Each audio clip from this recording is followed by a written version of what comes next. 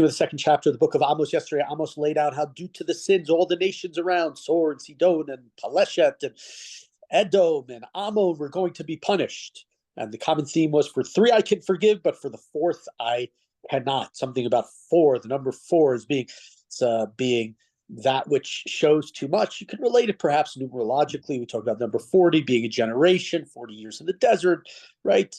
40 days of flood water. And so the number 4 could be something that means that it's something that is of greater significance. 3 is not. We know in halacha we have the idea of 3 is a chazakah. 3 means that you are sort of habitual in doing something. But here, at least in these chapters, it's 3 and 4. We continue now with the next nation who is going to be punished. Ko amar Adonai al shlosha pishei Moab ya'arba lo ashivenu al sarfo atzmot melech Edom la sid. So the transgression now, because against Moab, what did they do? They burned the bones of the king of Edom to lime.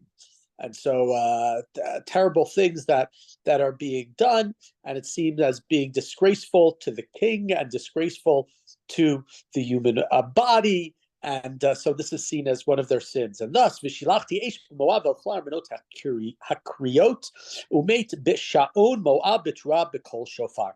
And I'll send fire down upon Moab, and will devour the fortresses of Kriot, and Moab will die in a tumult amid shouting and trumpeting, shofarot, blasting.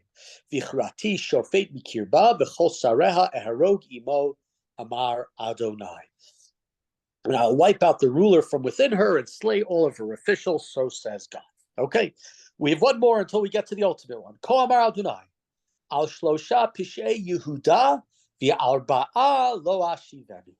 Al ma'asam et Torah Adonai v'chukav lo shamaru ve'etum kizvehem asher alchu avotam acharehem. So for 3 transgressions of Yehuda, I can hold off, but for the 4th, I cannot revoke the decree. And what did they do wrong? They didn't listen to the Torah. They didn't observe my laws.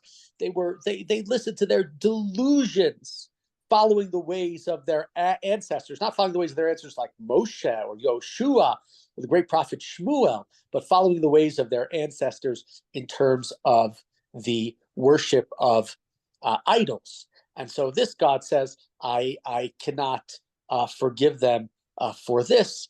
This is something that's too much. We see the word halchu, they went. We talk about halacha, moving, going on the road. Verse 5, Pasukei v'shilachti esh b'Yehuda v'chlar b'not Yerushalayim, and I will send fire upon Yehuda, and it will devour the fortresses of Jerusalem. Of course, we know that this will happen at different times with the destruction of the Beit HaMikdash, which happens. So is this already a reference to Nebuchadnezzar many generations later? Presumably, he's the one who does this in the year 586. Again, this is 175, 180 years earlier than this, something of that sort. This is still, we have the kingdom of Yisrael, who we are turning to now. Ko amar Adonai, al shlosha pishei Yisrael v'arba lo ashivenu al nechram ba'kesef tzadik ve'avyon ba'avur na'alayim. So God says, for 3 transgressions of Israel I can forgive, but for the 4th I can't. What was the terrible sin? They sold for silver, right? They sold for silver people who were righteous, and they sold the poor for a pair of sandals. So very strange sort of thing that's being said here, but we see that they're corrupt. They take bribes. Their entire justice system is crooked, and so they're taking advantage of the poor, which is what we talked about in the beginning yesterday. And this, other nations are going to be punished, and this is a time of monetary, territorial success for both the kingdom of Judah and the kingdom of Israel. And despite the fact that they're militarily successful, what are they doing? Despite the fact that they have a lot of money, what are they doing? They are taking advantage of the poor. The Midrash works into an idea that this is going all the way back to the sale of Yosef, that Yosef was sold for a pair of shoes, as it were, for a little bit of money. Bnei Yisrael were never punished from it, and they're finally being punished here for it. And this is used also in the in the Arzei Halavana, the Kina on Yom Kippur, to describe that this was what the Romans thought. The Romans said, "Oh, you were never punished for selling your 10 of you sold your ancestor Yosef for a pair of shoes, and now we're going to have the 10 martyrs." That's so it references, in a sense, this verse al Michram Kesef Tzadik, that they sold a righteous one just for a little bit of money and a pair of sandals. What else does the kingdom of Israel do wrong? Verse 7, Hashoafim al afar eretz, berosh dalim v'derech anavim yatu v'ish v'aviv yelchu el hanara leman chalel et shem kadshi. You trample the heads of the poor, you smash them into the ground, and you're humble in the wrong ways. Father and son go to the same woman and thereby profane my holy name. Right? So here we're talking about lack of justice. We're talking about sexual impropriety. We see there in the last word, chol and kodesh obviously are opposites. We know that hamavdil ben kodesh lechol. You're being michalel the things that are kadosh. You are taking sexuality, which is an idea of kedusha and intimacy in Judaism, and what are you doing it? You're being michalel it. You're making it profane by a father and son going to the same prostitute. V'al chavulim yatu etzel kol mizbeach v'yein anushim yishtu beit Elohehem. You go and you sit in your by the mizbeach. You lean down, you recline yatu, and you the garments. You're willing to give up your clothing for it, and you drink in the house of their god, and you drink wines, and you're going to pay for these things, you're enjoying yourselves with idolatry. So here we have, is it literal, the father and son sleeping with the same prostitute? Is it a reference and an allusion to idolatry? Both things that are wrong, and that God is clearly upset about it. Vanochi hishmadati et amorim b'neihem asher kegova arazim gavu v'chosen hu ka'alonim v'ashmid per yom imal v'shorsham mitachat. What happened before you came here, Bnei Israel? I destroyed the Amorites. Here says the Amori, but it could be a reference to all the 7 nations. Why? Because they thought they were so great. They thought they were like cedars in terms of the length, the height of the cedar tree, and they thought they were strong and thick like an oak. Right?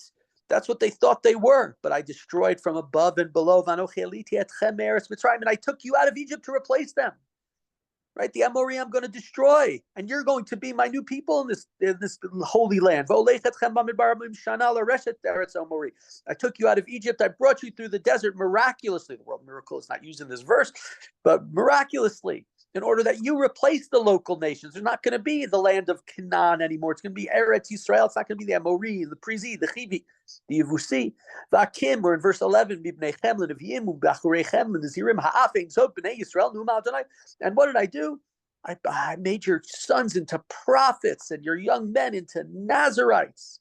Is that not the case, Bnei Israel? Didn't I do these things for you? Didn't I give you a direction to elevate yourselves, not to live base lives, not to be idolatrous, and not to be adulterous, and not to be thieves, and not to make justice crooked? Did I not do any of these things? Did I not give you the opportunity to live a life of meaning and a life of higher order? And what did you do?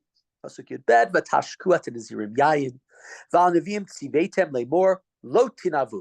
what did you do?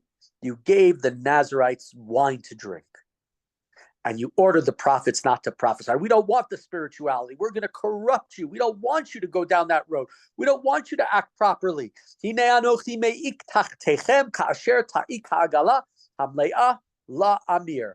so what am I going to do? I'm going to slow your movements, just like a wagon is slowed when it is full of grain. It's not clear. This word's a little bit difficult. Those who say it's similar to an Aramaic word, meitzik. Okay, it's a difficult word, but the idea generally is that you're going to be weighed down. You're going to be slowing. Okay. Continuing verse 14.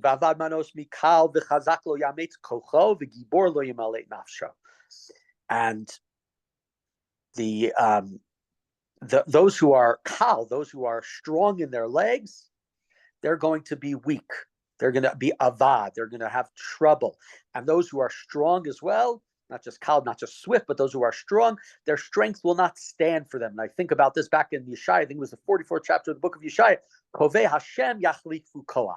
Those who have hope in God, they will get strength, is what Yeshaya says. Here his contemporary is saying, right, the opposite. Yeshaya is saying what's good, and Amos here is saying, what are the results of not listening to God? Those who are strong, their strength will not help them. The Gibor lo yimaleit nafsho, and the warrior will not save his life, right? You think a lot of this is the ideas of you're putting trust in yourself. You think you're strong, you're fleet-footed, you can stave off your enemies. That's not the way it works. On the day of disaster, doesn't matter how strong you are, doesn't matter how prepared you are, doesn't matter how great your apocalyptic bunker is. When God says time is up, time is up. V'tofes hakeshet lo yamod v'kal b'raglav lo yimaleit v'rochei v'asus lo yimaleit nafsho. The archer will not hold his ground. Doesn't matter that you have your bows and arrows. And again, the one who's fleet-footed, the one who's swift will not escape, nor the horseman. The one who's riding on horse will be able to save his life. Yamitz libo bagiborim. Arom yanus bayomahu nu'um Adonai. Even the strongest of all warriors, the one who even in his heart is amitz, has that strength, he will run away. And arom here doesn't mean without weapons, or doesn't mean naked. Arom usually means naked. We know that again already from the beginning of Bereshit. It's a good question what it means exactly. It talks about the nachash being the most arom, being the most naked. Does that mean sly, cunning? It's an interesting word to think about in a variety of different ways. Maybe it means he was the most honest. Nakedness, he's honest. He doesn't care about what anybody thinks. But either way, we can investigate that word further in the future, as we have in the past. What it's saying is, it doesn't matter how great you are, you're going to be naked that day. You're going to be unarmed. You're going to be unprotected. Nobody is going to be there, and it doesn't matter what you've done. God, through Amos, is saying to Bnei Israel, you are in trouble. And so these first chapters are an interesting thing where we start with a variety of different types of the people, the enemies of the northern kingdom. They'll be punished. God could forgive 3 sins. They'll be punished because of the 4th sin over and over again. But then finally, after sort of circling around, I'm not sure which way we're circling around. We might not do a perfect circle, right? But we end up with from Moab to Yehuda in this chapter, and then back up north to Israel, who really the bullseye is for Amos. That's the nation that he's talking to. Those are the people who have heard justice the much. As we said, this is the reign of Yeravam II, militarily and economically very, very successful. But Bnei Israel, that northern kingdom, they don't learn their ways. And despite all of the success, they don't use that success to help the homeless, or as it's called today, the unhoused, or to help those who come back from war, who are troubled, who have PTSD, or we're not trying to solve societal problems because we have an enormous wealth. What we're doing is we're trying to figure out how to make the rich richer. And Amos says that is a very, very bad idea. And it enrages God, and thus the end is near.